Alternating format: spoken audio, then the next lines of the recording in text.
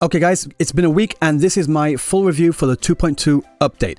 I think Kuro has really stepped their game up in terms of story writing and dialogue. The characters feel real and dynamic with actual personalities more than the typical music-loving bard or the voluptuous femme fatale. Even Rover themselves seem to have a lot more agency in the story too, with plenty of their lines being voiced. It was a little sporadic though, like some lines were voiced, some weren't, which kind of pulled me out of it a little bit, but it didn't happen all too often for it to be a major concern, so it doesn't really matter. The story itself was really interesting, and it was good to have a lot of the answers from the questions we had at the end of 2.0. And although I wish they would have subverted our expectations and made the horse-like creature be the Threnodian and the deep-sea Leviathan be the Sentinel, what we got was still perfectly fine. I also think they could have gone a little bit darker with Cantarella's story. Like, it was plenty dark enough as it was, don't get me wrong, but I was expecting some kind of, say, like human cloning and then experimentation type subplot, but that didn't come to fruition. The plot they did give us, however, was something that gave me kind of like a, say, the Promised Neverland vibes. Season 1, not Season 2.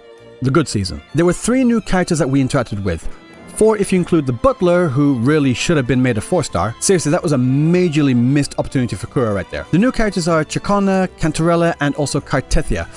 Kuro really likes their C's. Chacona, I'll admit that when I saw her at the end of the 2.1 teaser, I wasn't all that too thrilled for her. But after meeting her for all but, like, say, 10 minutes, I am absolutely sold. I love just how expressive she is, the way she moves and interacts with the world, and the way she speaks kind of reminds me of Penny from Ruby, which is a major plus in my books. Then there's Cantarella, whose design sets you up to think that she's basically the walking embodiment of sex, but when talking and interacting with her in the story, you come to find that she's basically one of the most refined, reserved, and stoic characters in the entire game. Without giving too much away, by the end of the 2.2 story, she cemented herself as one of my favorite characters in the entire game. And then there's Cartethia, who is absolutely adorable. I'm sure we've all seen the meme of her with her finger up in the air. And even though there weren't many male characters present in the game, and no, Sebastian doesn't count, I didn't really feel there was that much rover glazing either. There was a certain part with Cartethia which had me rolling my eyes a little, but it didn't last long and it didn't really take away from my experience. I absolutely loved Cartethia. Literally every scene with her was screenshot worthy. But maybe that's because of the environment, because my god, the set design for this patch was absolutely phenomenal. Many times I was running around or flying thinking, this game is free? Like, some of these set designs outpace many of the AAA games out there, and I know I'm going to be triggering some people out there comparing this to AAA games. And then they'll say stuff like, well, it's not as good as Elden Ring, is it?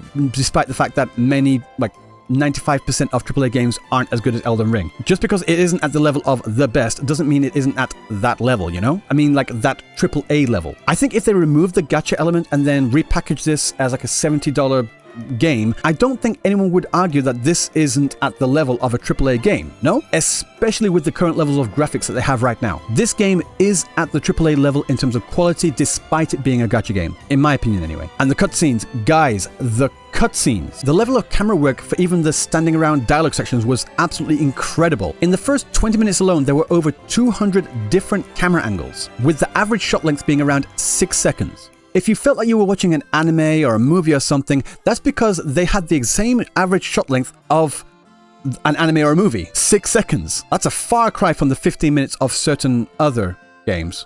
You know who you are. And not only that, for the shots that did go a little bit longer, it's usually because the camera was moving through the scene, panning across and having actual camera work. I particularly enjoyed the attention to detail for, like, say, the focus racking, where it focuses from an object in the background and then into the foreground, or vice versa. For even the most minor of things that didn't last more than a second, there was always something of visual interest on screen. Not to mention that this was all in-game rendering as well. And when they had fully rendered cutscenes, you can go watch that for yourself.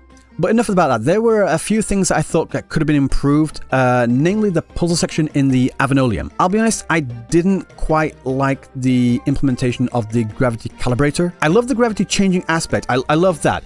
But actually interacting with the gimmick to go into this, basically a loading screen where you go up and you float and then you choose the direction and then you float back down again, and then you're into like the new perspective.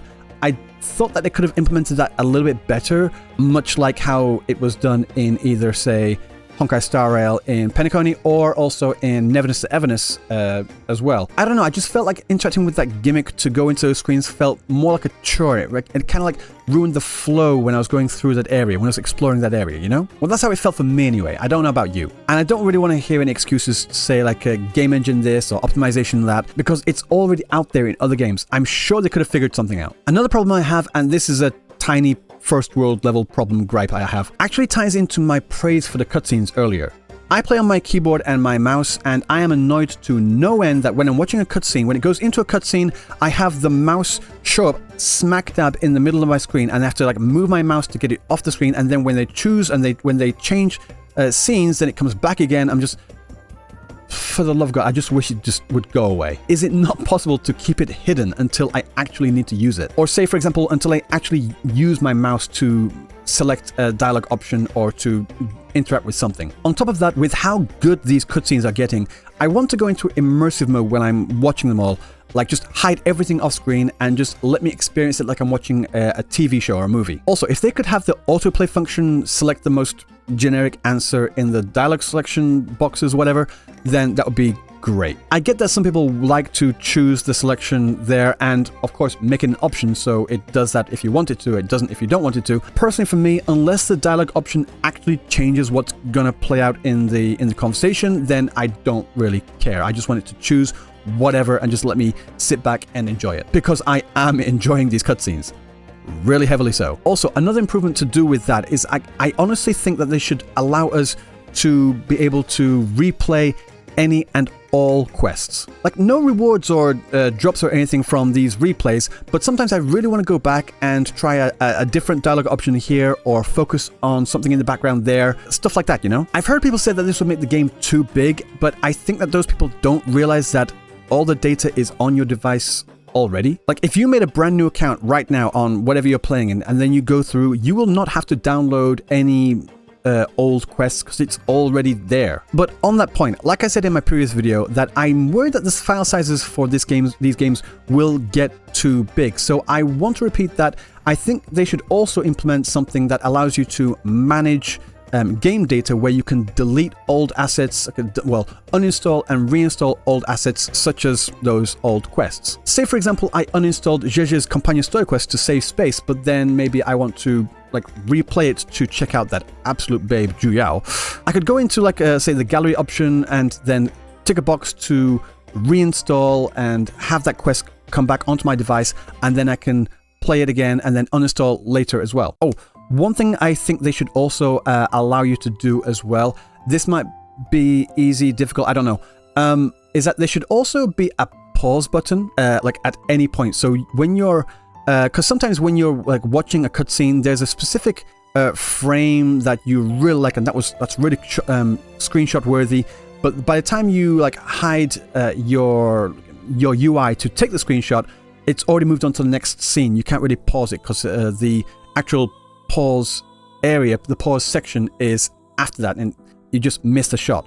But going back to like how I want to be able to replay the story quest, that also ties into another problem I had with the 2.2 story. Like, on the whole, I understood what was going on. I got a few minor things wrong, but like I said, on the whole, I could follow what was happening, the dynamics and the character like interactions and such.